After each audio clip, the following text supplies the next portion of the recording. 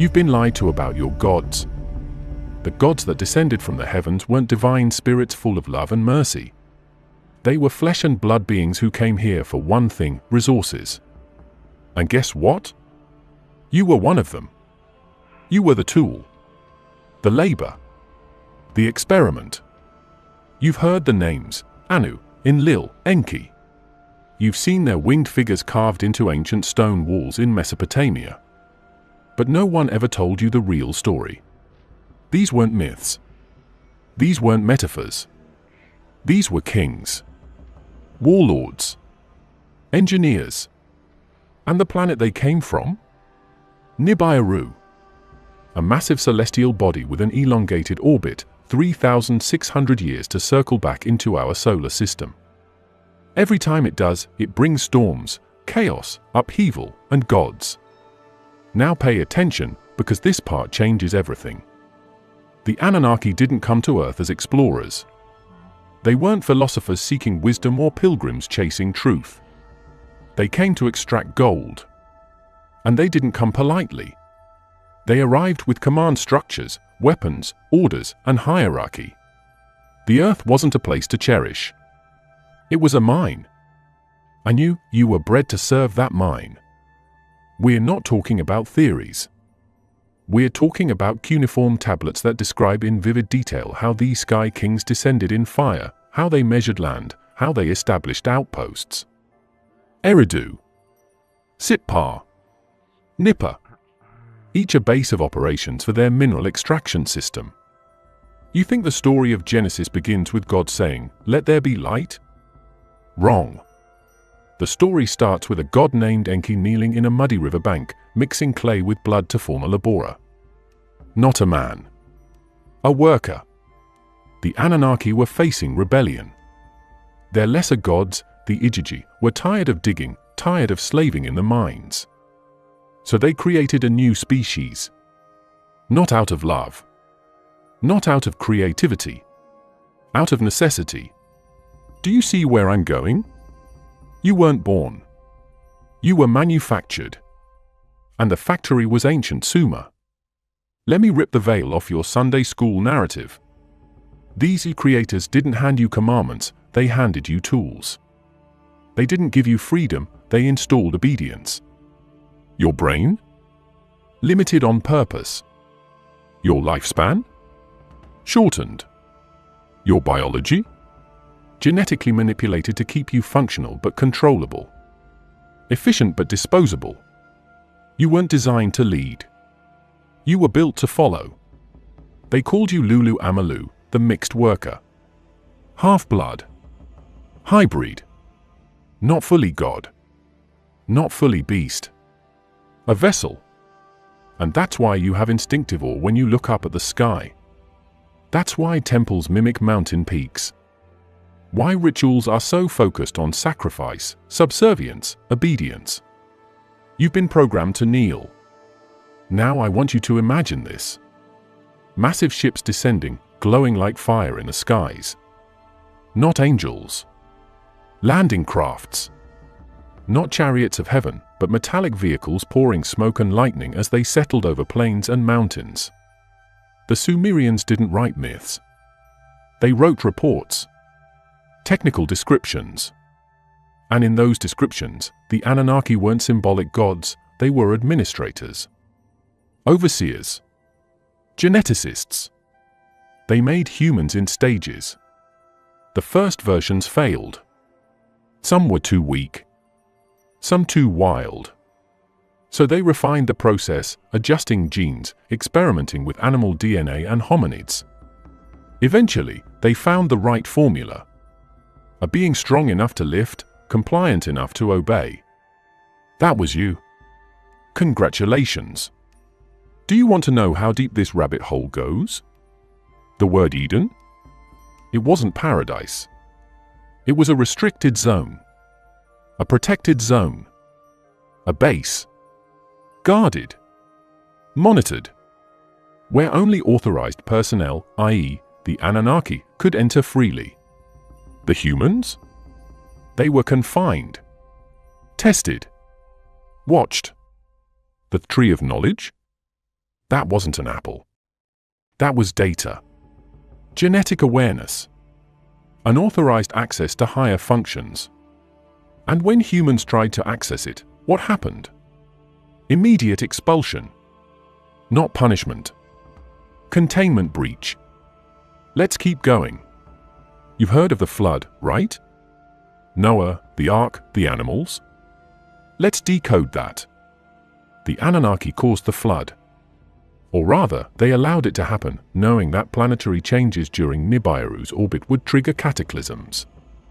And instead of protecting humanity, many of them chose to watch the cleansing from above.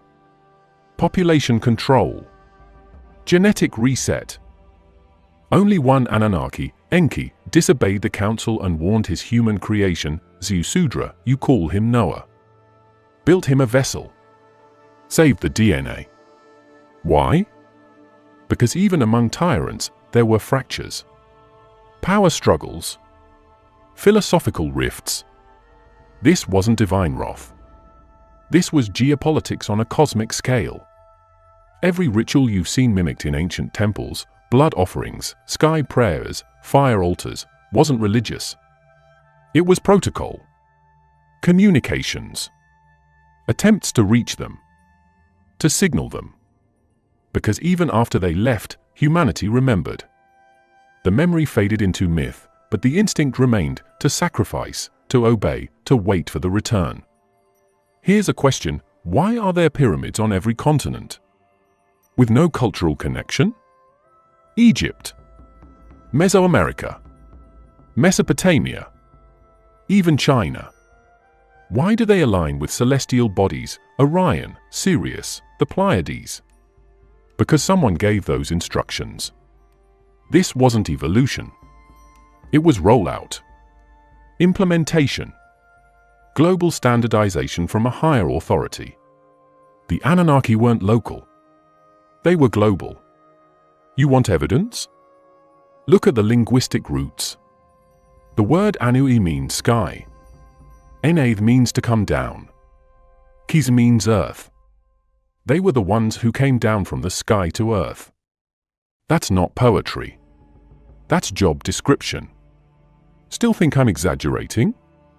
Then ask yourself, why do all ancient cultures describe the same story with different names? The Mayans spoke of sky gods who came from the stars and taught them astronomy.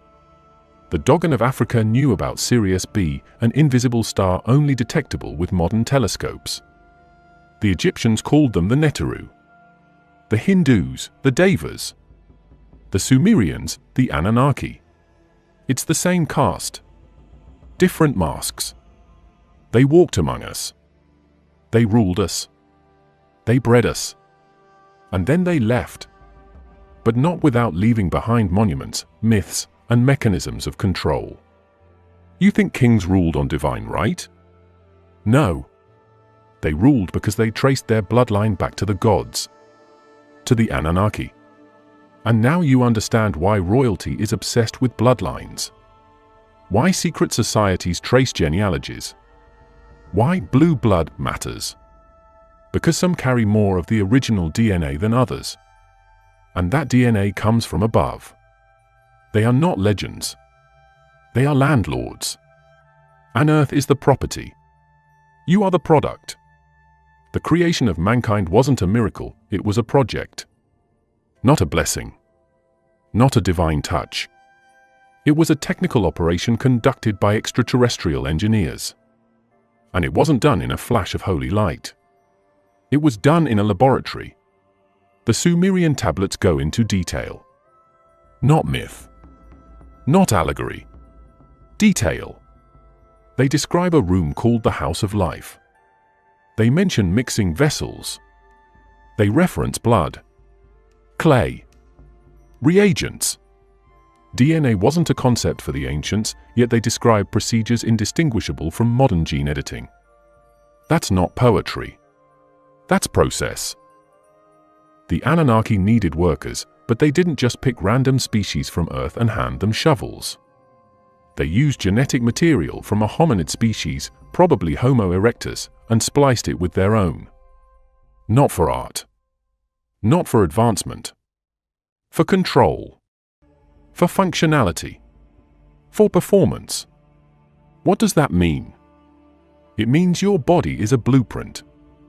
Your genetic code is a hybrid signature. And that's not speculation. The Human Genome Project uncovered something no one talks about. Out of the 223 genes in the human genome that have no known predecessor in the evolutionary chain, many are involved in brain development and immune responses. Outliers. Unexplained insertions. Or, in the words of geneticists, foreign code. That's not just a coincidence.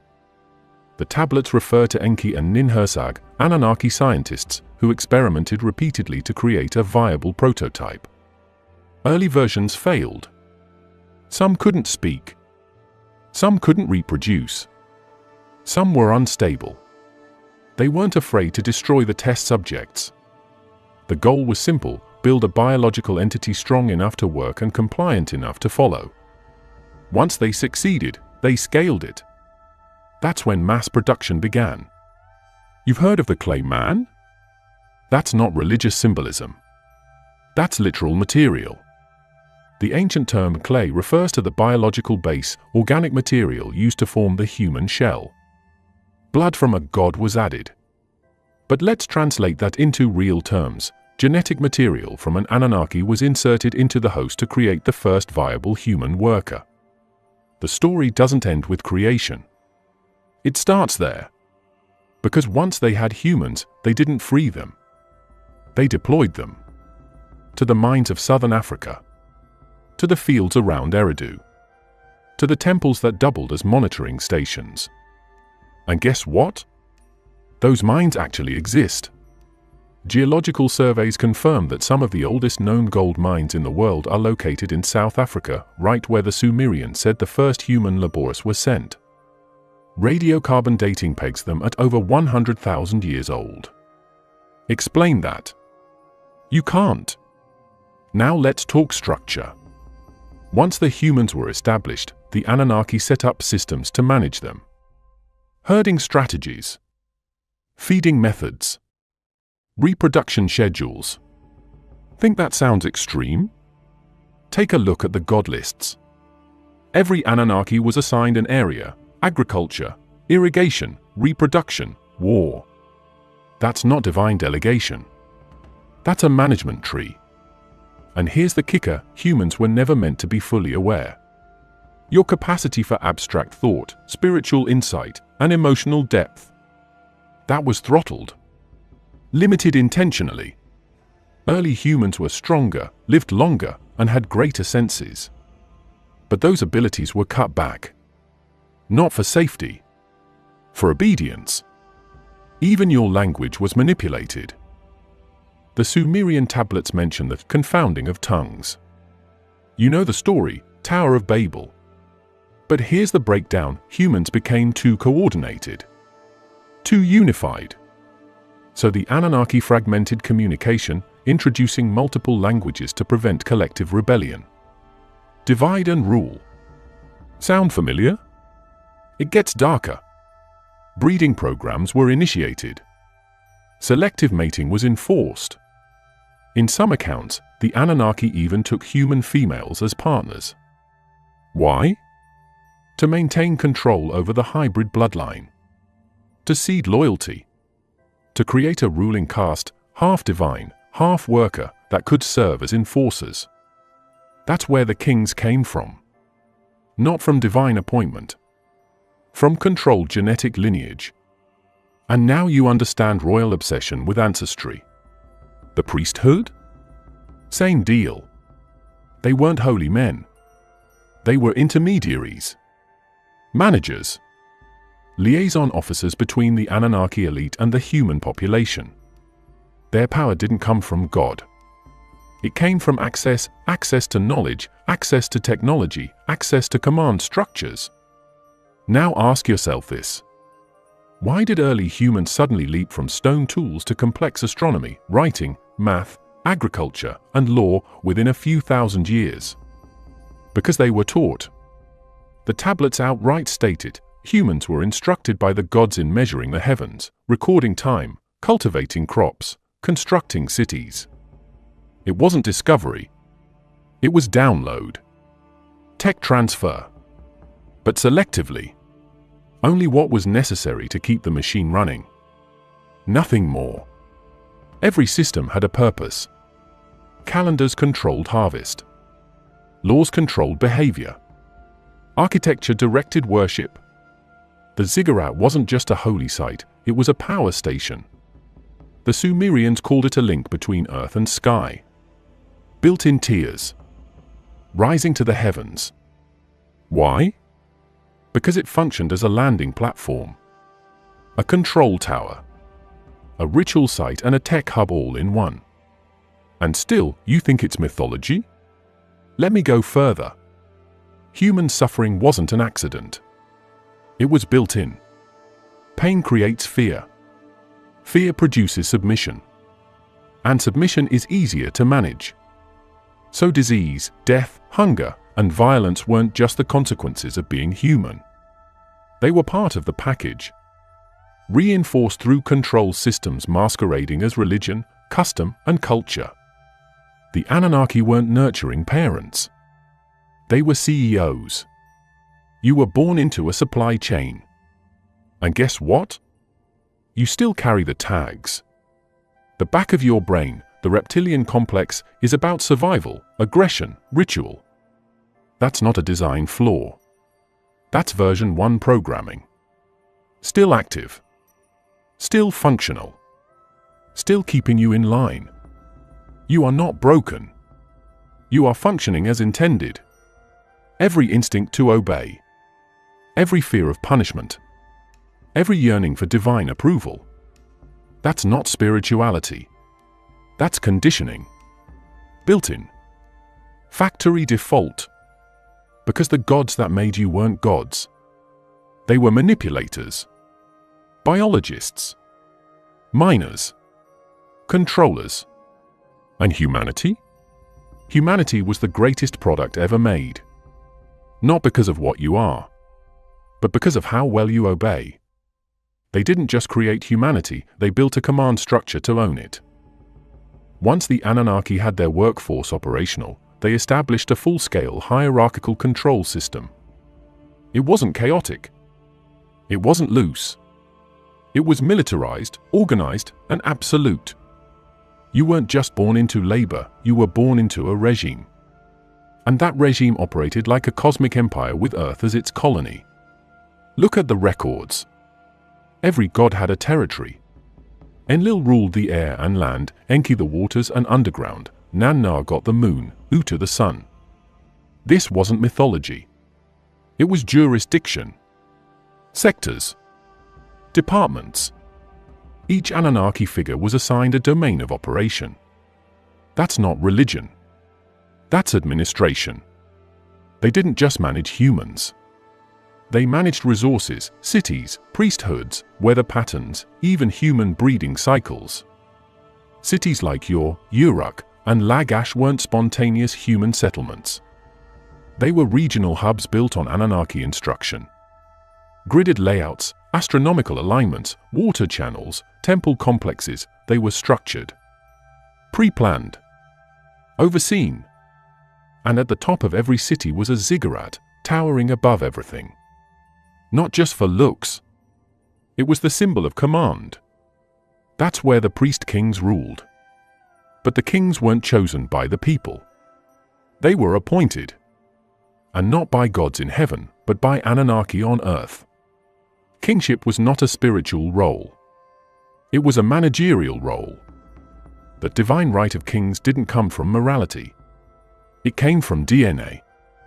Bloodline-based rulership ensured control. Kings were human Annunaki hybrids, selected for loyalty and obedience. Their job?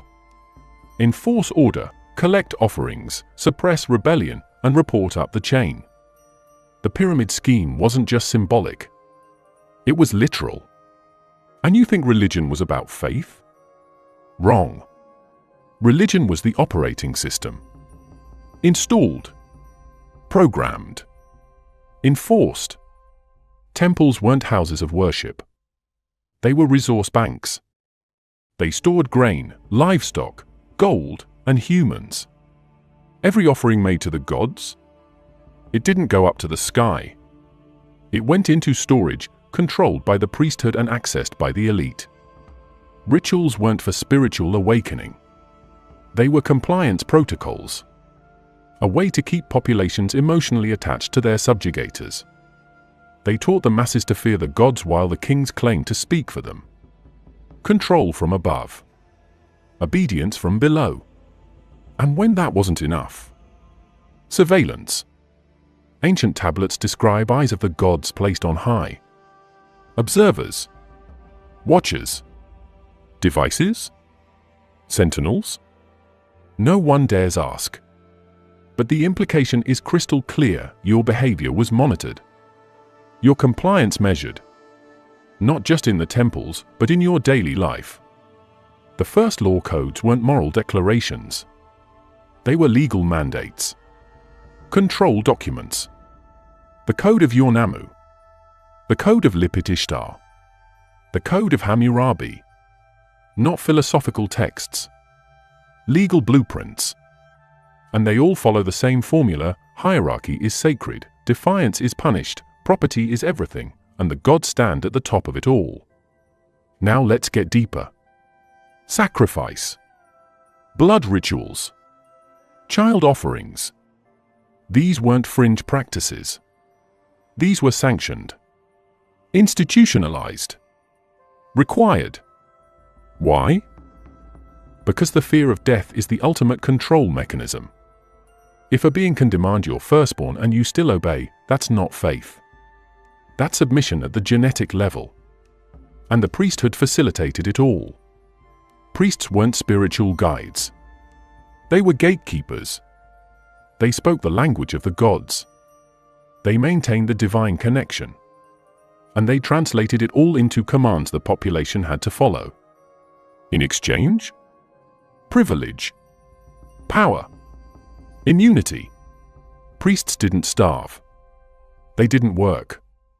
They were fed by the same offerings they demanded. And the people? They were told to obey or risk divine wrath. The storm god will destroy your house. The sun god will blind your crops. The moon god will curse your womb. That's not spirituality. That's psychological warfare. Ritual purity codes? Social caste? Gender restrictions? All came from these ancient systems. Not by accident. By design. You want to know how effective this system was? It lasted for thousands of years across multiple empires. Sumer, Akkad, Babylon, Assyria, Persia. All different banners. Same playbook. Each empire had its own pantheon, but the structure didn't change. Sky gods, earth gods, war gods, justice gods. A ruling class descended from the heavens and a labor class forced to serve them. And when a new king rose, what was the first thing he did? Build a temple. Erect a monument. Declare himself chosen by the gods. And the people bowed again. Now let's talk obedience. Humans were conditioned through repetition. Every year, the same festivals. The same sacrifices. The same stories. The same hierarchies. Over time, they became law. Then culture. Then identity. You weren't just ruled, you were shaped. Even rebellion was pre-channeled. Controlled opposition. Ritualized grief. Ceremonial protest sanctioned by priests. No real change. Just the illusion of voice. Meanwhile, the elites lived above the law. Always have. Always will. You ever wonder why all ancient royal symbols look like wings? The double-headed eagle. The winged sun disk. The feathered serpent. Because they didn't come from Earth. They came from above. And the ruling class never let you forget it. So when you see gold-crowned kings standing under winged gates, holding staffs, surrounded by lions, you're not looking at divine servants. You're looking at human proxies of alien masters, dressed in their imagery, walking in their shadows, enforcing their systems. They never told you the gods went to war with each other. You were taught about gods who rule in peace, who bring order. But dig deep into the Sumerian texts, the Enuma Elish, the Atrahasis epic, and you'll see the cracks. These weren't all-powerful beings sitting on high. These were factions, competing interests, violent agendas. What they built on Earth wasn't unity, it was a fragile truce, shattered over and over again by internal power struggles. Start with the Annunaki leadership, Anu, Enlil, Enki. The so-called divine hierarchy wasn't stable. It was a volatile system of rivalries, betrayals, and strategic alliances. Anu ruled from Nibiru, distant, detached. Enlil managed Earth's surface operations with an iron fist. Enki, the engineer, disagreed with almost everything Enlil did. That's not theology. That's a civil war waiting to happen. Enlil believed in control through fear. Enki believed in influence through creation. Their clashes weren't philosophical. They were operational. When Enlil wanted to wipe out humanity through disease, drought, or flood, Enki was the one who stepped in to sabotage the plan. Not for love of humanity. For pride. For leverage. For his own legacy. Let's be clear, the Anunnaki were not a unified front. They were a council of competing powers managing a colonial enterprise. And like every empire in history, it fractured from the inside. Here's where it gets darker. The Igigi, the lesser gods, the ones originally doing the mining, were the first to rebel. They were overworked, underrewarded, and they had no say in the council's decisions. So what did they do? They mutinied. They laid down their tools. They demanded change. And how did the leadership respond? Not with negotiation. With replacement. The rebellion of the Igigi is what triggered the creation of human Laborus. That wasn't mercy. That was suppression. A labor strike answered with genetic engineering. And that decision only escalated tensions. The Igigi didn't disappear. Many stayed. And when the hybrid human species began growing, gaining numbers, becoming essential to the planetary economy, jealousy turned into sabotage. Ancient texts speak of wars in the heavens. But let's break that down. This wasn't symbolic. The tablets describe aerial battles, destructive weapons, brilliant beams, and roaring chariots that scorch the skies. They describe city-leveling events, Sodom, Gomorrah, Eridu, places that became uninhabitable overnight. The language they used? The gods turned the cities into ashes. Not metaphor. Tactical strike. Take the story of Marduk, son of Enki. He wanted power. He wasn't satisfied with his assigned territory. He wanted kingship over all of Earth. But Enlil and his followers rejected him. So Marduk made a move. He declared himself the chief deity of Babylon. He staged rituals, took temples, and forced the priesthood to rewrite the divine hierarchy with his name at the top. That's not religion evolving. That's a coup. And the response? Total war. The city of Babylon was attacked. Its towers collapsed. Its ziggurats destroyed. The priesthood was purged. Not by humans. By gods. The Anunnaki were killing each other's followers, burning each other's temples, erasing names from records. This was political assassination at a cosmic level. And while they fought each other, humans suffered. Entire civilizations vanished in the crossfire.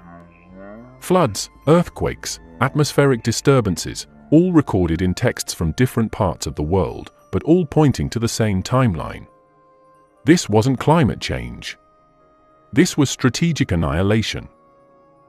The Anunnaki used weapons we still can't explain. Descriptions of black winds, silent death, and sky fire match nothing in the natural world. These weren't metaphors for divine judgment. They were military terms. Deployment reports. After-action summaries. And guess what? The survivors called it divine wrath. They built new temples. They worshipped harder. But the truth? They were collateral damage in a war between rival extraterrestrial powers. Even the biblical stories reflect this fracture. The God who destroys with flood, fire, plague sounds a lot like Enlil. The God who warns, teaches, gives hidden knowledge, that's Enki. You weren't being guided. You were being manipulated by whichever God won the last round. Look at the Tower of Babel incident. People working together. Building higher. Communicating with one language. And then, sudden intervention. Language shattered. Cultures scattered. Project terminated. Why? Because unified humans were seen as a threat. Not to each other. To the gods. That wasn't punishment for arrogance. That was preemptive suppression of potential rebellion. Keep the workers divided, and you keep them obedient. The infighting didn't stop in ancient times. The divine council split into factions, those who left Earth entirely, those who remained in secrecy, and those who merged into human ruling classes. The bloodlines. The dynasties. The high priests and kings who traced their ancestry back to the stars because they weren't just loyal. They were genetically linked. That's why rituals changed. That's why gods disappeared. Not because belief evolved, but because the Annunaki factions went underground, out of view, or off-planet. Their war wasn't over. It just shifted into shadow. So when temples fell, when languages died, when civilizations collapsed, it wasn't natural disaster. It was calculated reset. Reboot the system. Start over. Remove the ones who remember. Because memory is power. And the Anunnaki couldn't afford a population that remembered who their rulers really were, or how deeply divided they had become. Gold was never about wealth. It was about survival. The Anunnaki didn't come to Earth looking for land, water, or faith. They came for a metal. One metal. Gold. And they didn't want it for decoration, jewelry, or economy. They needed it for a specific function to repair and stabilize their planet's failing atmosphere. That's not myth. That's engineering. Nibiru, their home world, was dying. Its atmospheric shield, once stable, was deteriorating. Cosmic radiation, solar flares, orbital stress, it was all increasing. And the only solution their science provided? A particulate gold suspension. Finely powdered gold launched into the upper atmosphere to reflect sunlight and shield the planet. That's what brought them here. That's what made Earth valuable. Our planet had the gold reserves they needed. But not on the surface. It had to be mined. Refined. Shipped. And not in kilograms, in millions of tons over thousands of years. That wasn't a quick operation. That was a planetary-scale extraction project. And for that, they built infrastructure. They built humans. The ancient Sumerian records don't talk about worship. They talk about quotas. They describe temples receiving measures of gold, counted in shekels, stored in granaries, transported via rivers. These weren't offerings to gods. These were logistical movements of material. The temples weren't churches, they were gold banks. Transfer centers. Distribution nodes. And you think the pyramids were tombs? No bodies were ever found in the Great Pyramid. No hieroglyphs. No ceremonial inscriptions. But the internal structure? Sloped passageways. Chambers with precision angles. Shafts aligned to stars. Materials that resist corrosion. That's not funerary design. That's containment engineering. Multiple ancient sites across Earth show signs of high-temperature gold processing. Smelting ovens that predate recorded metallurgy. Tools that don't belong to the timeline. And the weirdest part? Gold artifacts from pre-Incan Peru, Sumer, and ancient India share the exact same purification techniques. Not similar. Identical. That doesn't happen unless someone taught it.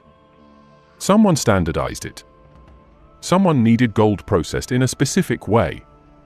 The obsession with gold didn't start with humans. It was embedded, installed, programmed. Look at every ancient civilization. Gold wasn't just valuable, it was sacred. Untouchable. Reserved for the elite. Why? Because it was never meant for the masses. It was controlled, locked down, tracked. Kings wore it not for status, but because it connected them to the gods. Gold was the signal of favor. It marked those who had access. Not to wealth, to technology. Because Annunaki tech wasn't powered by fire or steam. It was electromagnetic. And gold is one of the best conductors in the universe. You still think this is ancient nonsense? NASA uses gold film to shield satellites. Spacecrafts have gold-coated visors. Even modern microchips rely on gold plating. Why? Because gold is stable, resistant to corrosion, and conducts electricity better than nearly any other element. Now go back thousands of years. A dying alien race with advanced tech would have known that long before we did. They didn't just take gold. They built systems around it. Temples had golden altars, golden vessels, golden crowns. But more than that, texts describe golden tablets storing knowledge, golden arcs emitting power, golden rods controlling weather. This wasn't symbolic. It was functional. The Ark of the Covenant? Gold-plated inside and out. Carried by poles. Never touched directly. Kills on contact. Emits sound. Glows. Shakes the ground. That's not religious drama. That's a power device. A generator. Possibly a capacitor. And where did it go? Vanished. Just like thousands of tons of ancient gold mined in Africa, South America, and Asia that are not accounted for in modern history. Gone. Moved.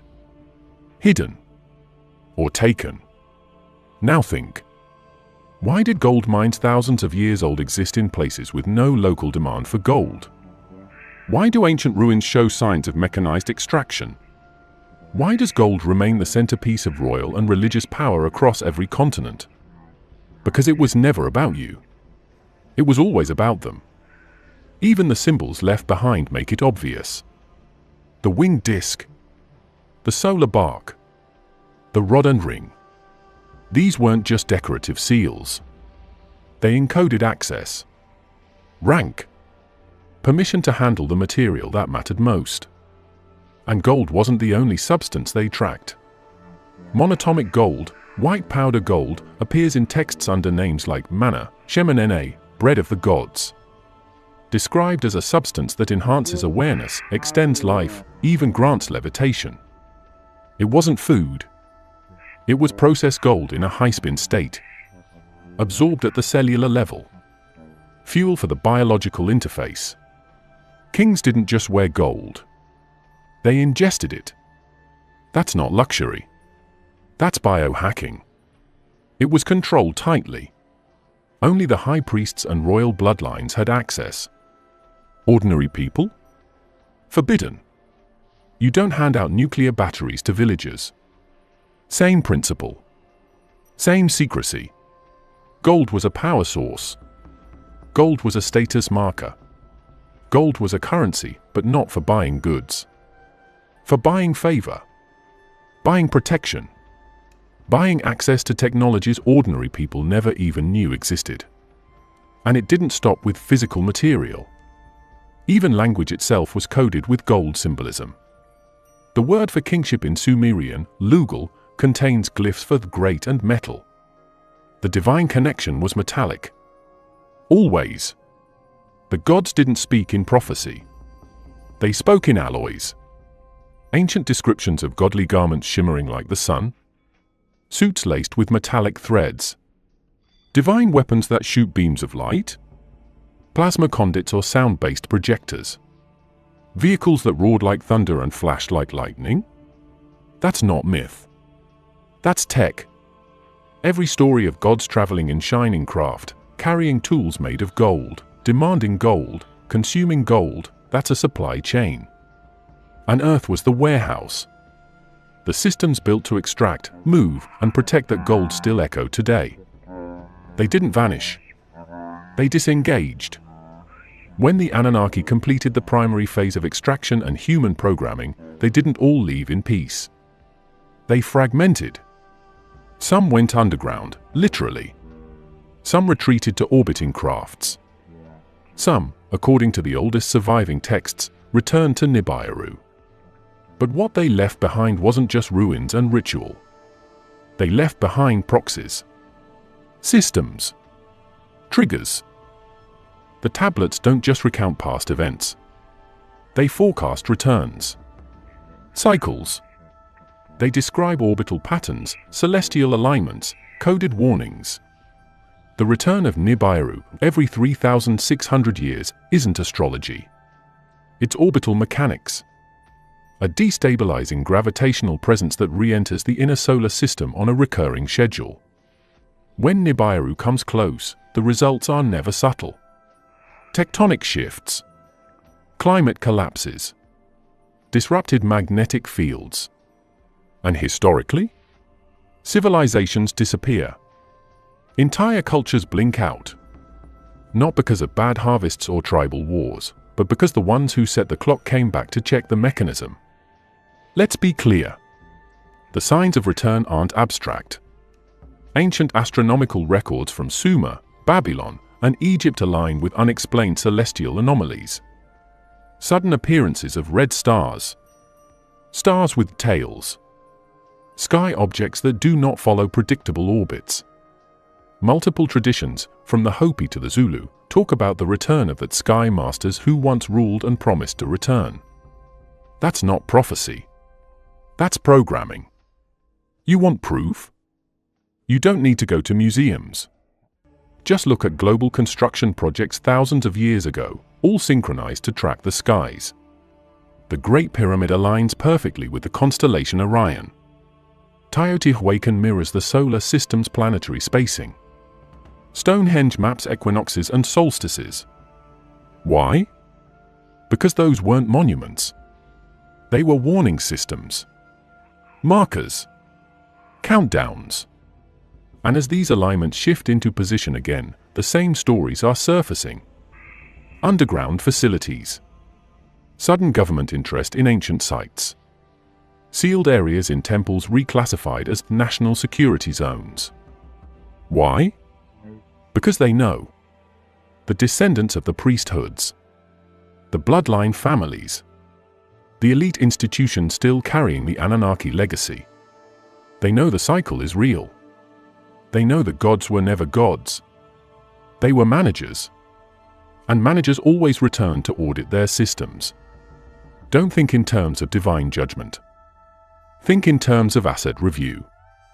When a system runs too long without correction, it drifts. Values shift. Loyalty fades. The Annunaki built empires, then left their representatives in charge. But corruption set in. Dilution of original protocol. The elite began acting for themselves. Greed exploded. Bloodlines mixed. The system broke down. So what happens next? The original architects return. They realign the program. That's not belief. That's logic. Look at what the ancient texts say happens when they return. The earth shakes. The sun darkens. Oceans rise. Not metaphor. Geophysical chain reactions triggered by planetary gravity and magnetic fields. Every time this celestial body enters the system, it drags chaos with it. You think the flood was a one-time event? Every culture tells of a great deluge. Not one. Multiple. Layered geological strata confirm global flooding events, not all at the same time, but recurring. Layered devastation. They weren't warnings. They were records. Evidence. People saw something so real, so traumatic, they chiseled it into rock so it wouldn't be forgotten. Because the last time they returned, the reset wasn't theoretical. It was physical. Mass extinction. Technological erasure. Genetic purge. Start over. And we're heading into that window again. Whether it's this decade, this century, or this generation, the alignment is approaching. You're seeing the precursors: magnetic field anomalies, solar cycle disruptions, unexplained atmospheric shifts, mass animal migrations, navigational interference. But here's what no one is ready for. They won't return as gods. They won't return as saviors. They'll return as superiors. With purpose. With memory. With expectations. And the system they left in place, the religions, the governments, the elite bloodlines, they know their role. Their job was to preserve the structure until the masters came back. That's why ancient rites persist. That's why underground cities exist. That's why high-level initiates aren't focused on worship, but on protocol. Access. Alignment. Inheritance. This isn't about revelation. It's about ownership. Earth was never yours. It was leased. Managed. Operated under cosmic authority. And when that authority reappears in the sky, the illusion ends. The myth collapses. The worship stops. Because the gods don't ask for belief. They ask for order. And when they land, they don't ask questions. They issue commands. Everything that was hidden becomes obvious. Everything that was denied becomes undeniable. The symbols they left behind, wings, eyes, serpents, discs, will activate meaning again. Not spiritually. Functionally. That's why temples are oriented toward the stars. That's why ancient structures were built to last. They were never meant to inspire. They were meant to survive. Until the moment of re-engagement. When the ship descends. When the overseer steps out. When the contract resumes. You don't have to believe it. You just have to witness it. And you will. Thank you for watching this video until the end. Your time, your attention, your willingness to dig deeper means everything. Stay sharp. Stay aware. And remember, what was written in stone wasn't legend. It was instruction.